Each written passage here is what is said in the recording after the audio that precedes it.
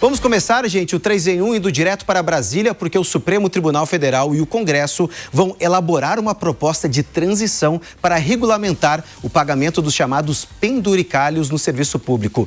E o objetivo é evitar que o complemento na remuneração ultrapasse o teto constitucional. Quem vai trazer todos os detalhes para a gente dessa reunião que juntou diferentes poderes é a Janaína Camelo. Janaína, seja muito bem-vinda aqui ao nosso 3 em 1. Uma boa tarde, uma excelente terça-feira. Boa tarde também para você, viu, Cassius? Para todo mundo que assiste a gente aqui no 3 em 1.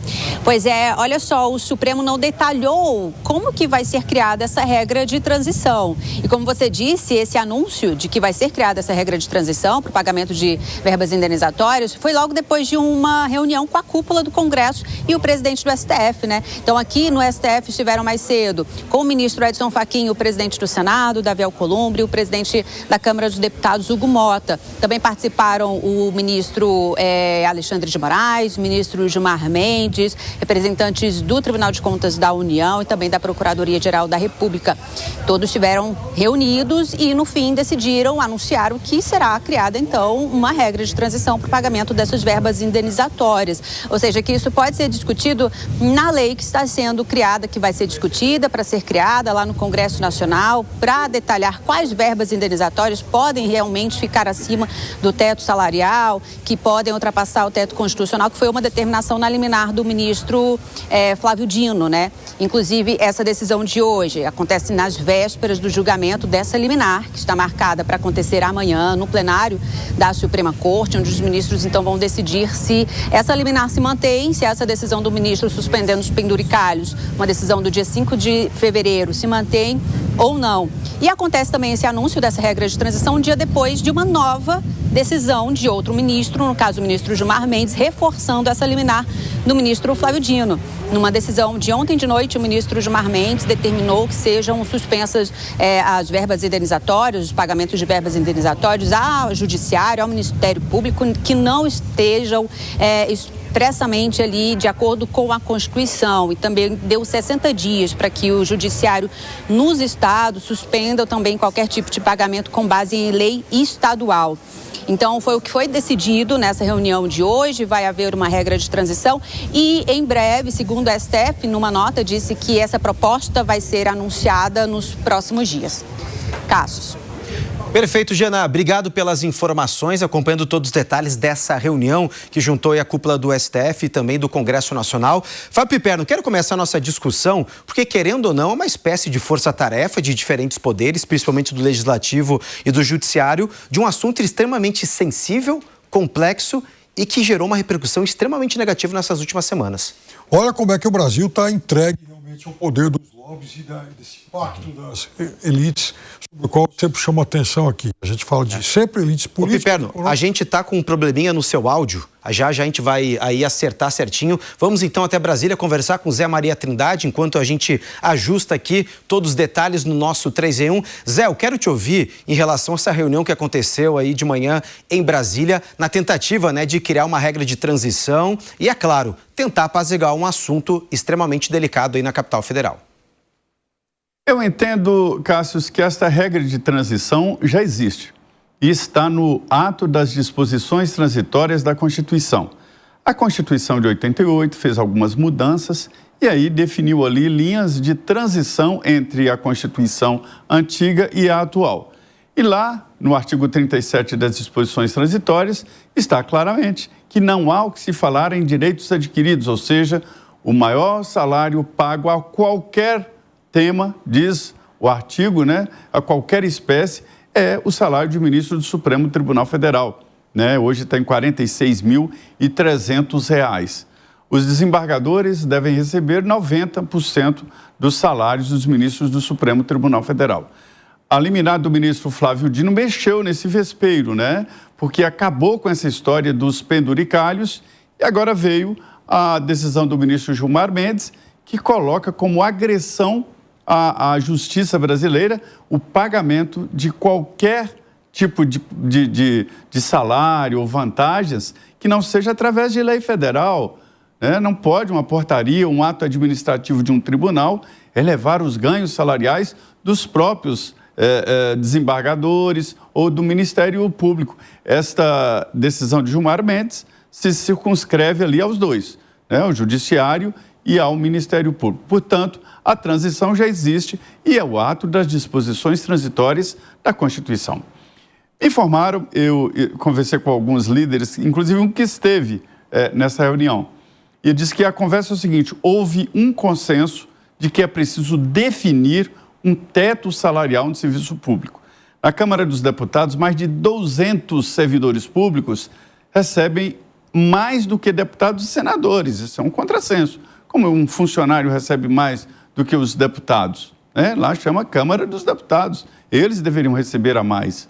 Mas é que somam ali aposentadorias anteriores, pensões, por exemplo, quem tem um marido que morreu e deixou uma pensão, soma, isso transforma num salário maior do que o salário de um deputado e senador. E eles estão diretamente interessados nisso, porque deputados e senadores foram governadores, foram prefeitos, né? Foram deputados estaduais e se aposentaram lá. E essas aposentadorias, somadas ao salário de um parlamentar, que também é mais de R$40 mil, ultrapassa o teto, então eles têm interesse. Tá, feito isso, isso é um consenso. Houve duas hipóteses. Primeiro, aumentar o teto salarial no serviço público, né? Exigir o cumprimento do teto e aplicar uma transição. Porque, veja bem, os juízes, os desembargadores e os integrantes dos ministérios públicos estaduais, que alguns recebendo mais do que ministro supremo, né? Então, isso precisa, segundo a avaliação deles, e há um entendimento ali no Congresso, de que é preciso fazer uma transição. Mas, para mim, não precisa. É voltar ao que a Constituição manda e talvez cobrar de quem recebeu a mais. Com certeza, Zé, a regra é clara. Inclusive, seu Fábio Piperno, agora sim, sinal estabelecido, aqui todo mundo tem voz, viu? Ninguém fica sem voz no nosso querido 3 em 1. É um assunto que a gente está falando extremamente complexo e tem também, Piperno, a questão do time, né? Essa reunião vem justamente às vésperas do julgamento em que os outros ministros do STF precisam referendar ou não a decisão do ministro Flávio Dino sobre a suspensão dos penduricalhos. Como é que você vê essa tentativa dos dois poderes de criar um processo de transição de um assunto que não é nada apaziguado em todo o Poder Judiciário? Isso é mais uma comprovação da fragilidade moral do Brasil. O Brasil hoje não vale nada, né? O Brasil hoje é um país dominado por castas, por corruptos e por esse maldito pacto das elites, a qual eu sempre faço referência aqui. Ou seja, o que eles estão tentando, na verdade, em português claro, o que eles estão conversando é para se encontrar uma fórmula, um jeitinho, né? Um jeitinho de burlar o que determina a Constituição para manter privilégios. Ora, ontem, eu convido a nossa audiência, eu prometo que eu vou publicar isso, eu até esqueci. Ontem foi publicado no jornal Valor Econômico um primoroso artigo do jornalista Bruno Caraza, que estuda muito esse tema. Então, ele publica, inclusive, tabelas de rendimentos médios, rendimentos líquidos pagos a magistrados, o país todo. Não só os juízes de todos os tribunais, de todos os estados, como também aos funcionários e aos advogados e tal da Advocacia Geral da República. E na qual, inclusive, o maior salário, né, é o do Messias, né, o do Jorge Messias, indicado para o STF. Ora, vejam, Jorge Messias, segundo está lá esses dados ele retirou do portal da transparência. Então ele teria recebido em verbas indenizatórias aí, em 2025, algo acima de R$500 mil por mês, fazendo a continha só em relação a isso, dá mais ou menos R$45 mil por mês. Agora, ele não foi a exceção. Todos, acho que os demais 117 e tal, é bastante gente. Todos eles também receberam acima de R$400 mil e tal. É muita grana. E aí vamos para os juízes. Por exemplo, em vários estados, o rendimento líquido mensal de um juiz Ô Piperno, a gente teve mais um probleminha de novo no seu microfone, a gente está com algum probleminha técnico no Piperno, então deixa eu passar a bola aqui para o Nelson Kobayashi. Ô Koba, o próprio Piperno estava falando, e também em relação a isso, sobre essa questão, né, da moralidade. Muito se fala numa ofensiva do Supremo Tribunal Federal nos chamados penduricalhos, ou então um jeitinho. Como é que você enxerga isso? E é claro, o momento em que o STF está tentando, de certa forma, mudar a sua imagem institucional perante a opinião pública. E está tentando também sobrepor os outros temas que estão repercutindo, né, Cássio? Porque o tema no STF, até esse assunto dos penduricalhos, era o Código de Conduta e o caso do Banco Master, o envolvimento de ministros, o pedido de suspeição feito pela Polícia Federal, enfim, são as pautas que desgastam a imagem do Supremo. E agora, quando se vem com uma decisão liminar que encontra apoio em grande parte da população, essa coisa de ser contra super salários, né? Isso não é novo no Brasil, né?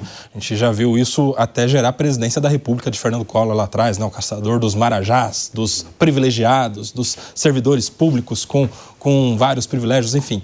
Essa questão do Supremo julgar isso, fazer reunião, é para sobrepor pautas que estão desgastando o STF. Até porque a liminar pressupõe uma urgência, algo que precisa ser feito de imediato, sob pena de prejuízos irreparáveis, se isso não for deferido como uma liminar. E que urgência há em se suspender os penduricalhos depois de mais de 30 anos de penduricalhos? A Constituição é de 88, já previa teto constitucional. As verbas indenizatórias também vêm desde lá de trás. Que urgência é essa agora, nesse momento, nas semanas seguintes a tudo que a gente viu acontecendo no Supremo Tribunal Federal? Não há. Há uma tentativa mesmo de sobrepor o assunto. Agora, duas críticas rápidas em relação a isso, Cássio. Eu acho que essa decisão do ministro Flávio Dino tem dois problemas. O primeiro problema é a generalização das verbas indenizatórias. Não é tudo o que um servidor público ganha que precisa ser entendido como penduricalho. Eventualmente, ele vai ter direito de receber uma verba indenizatória. Segundo ponto, e no meu ponto de vista mais grave, é o impedimento do Congresso propor, discutir e legislar. Isso é interferência de um poder sobre o outro. O nosso sistema republicano não autoriza isso acontecer. É uma decisão, no meu ponto de vista, inconstitucional nesse ponto. Não dá para o STF falar, ei, legislativo, você não pode discutir a respeito disso. Nosso sistema tem que discutir, tem que ter lei, e se for lei inconstitucional, que se provoque o Supremo e haja nova declaração de inconstitucionalidade. Ô, Vitor Anton, eu quero te ouvir também em relação a isso, porque tivemos, né, no começo do mês a decisão do ministro Flávio Dino, depois, como o Koba trouxe também, uma decisão complementar de justamente proibir que o Congresso legisle, crie novas regras em relação aos penduricalhos, e ontem tivemos a decisão do ministro Gilmar Mendes complementando, né, essa decisão do Flávio Dino, aí sim suspendendo os penduricalhos também para os ministérios públicos estaduais. Pelo menos assim, pelo posicionamento de Flávio Dino e também de Gilmar Mendes, já é um termômetro importante de como deve ser a votação amanhã no plenário da Suprema Corte?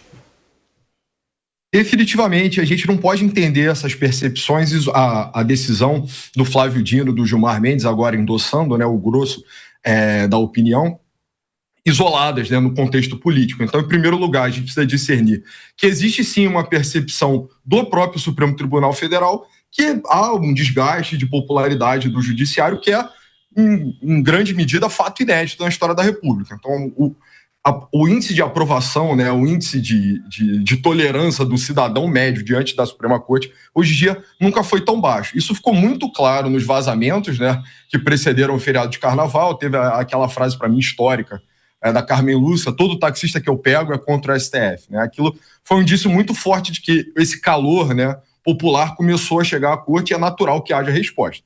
Nisso também está inserido a própria pauta central da presidência do ministro Fachin. Né? Ele levantou, em primeiro lugar, a pauta de moralidade, moralização do Supremo Tribunal Federal. Palavras que saem da boca dele. Né? Então, existe sim uma tentativa de política, né, um diálogo com a sociedade que busca retomar o prestígio da instituição. Né? Eu não sei se isso vai ser possível só em termos de corte de gastos, ou austeridade aplicada ao judiciário de forma geral, mas de qualquer forma eu acho que é uma boa iniciativa em primeiro lugar. E segundo ponto também, a gente tem que falar que tem toda uma questão orçamentária que está assombrando o governo federal nesse momento. Né? A gente também não pode entender as decisões do Flávio Dino completamente dissociadas do seu histórico político. É, de certa forma, sim, o emissário, né? um homem de confiança do executivo dentro da corte. E essas pautas orçamentárias são muito caras para o governo federal hoje, né? A tentativa desesperada de arrecadar, agora vai começar a arrecadar mais tributo em cima dos computadores, processadores, etc. Então essa é a briga dos tempos, né? A questão é pensar que as remunerações judiciárias necessariamente vão destravar orçamento. Isso não necessariamente está dado, né? Tem uma verba que é propriamente destinada ao judiciário e dessa forma ela é distribuída. O grosso desse capital, né, empregado aí na manutenção judiciária acaba destinado ao salário de juízes. De novo, para mim, direcionalmente o Dino e o Gilmar Mendes incorrigíveis, né? Pensando em termos da saúde republicana do país, inquestionável, né? A percepção comum é de que se tornou um tipo de farra, né? Casa da mãe Joana. Cada tribunal, cada setor do judiciário opta como quiser por remunerar os seus pares, e assim vai, né? Não tem nenhuma lei que se aplique a todos de forma equânime. E, com o tempo, né, uma percepção relativa de poder judiciário que foi se consolidando na história recente da nossa República, houve também uma confiança maior, né, para trazer esse recurso para a própria classe jurídica. Então, é fato inédito a ideia de que isso foi divulgado essa semana, que apenas 1% dos juízes no Brasil recebem abaixo do salário típico, né? Seria 90% da renda do ministro do Supremo Tribunal Federal, 1%. Então, assim, é uma situação muito exagerada que a gente se encontra. É óbvio que a categoria vai reagir, vai empregar ali seus meios de dissuasão, né, internos, despachos auriculares, né, como o Zé Maria me ensinou, mas eu acho uma situação complicada. É um convite para o Legislativo agir, né? Botar paz na casa.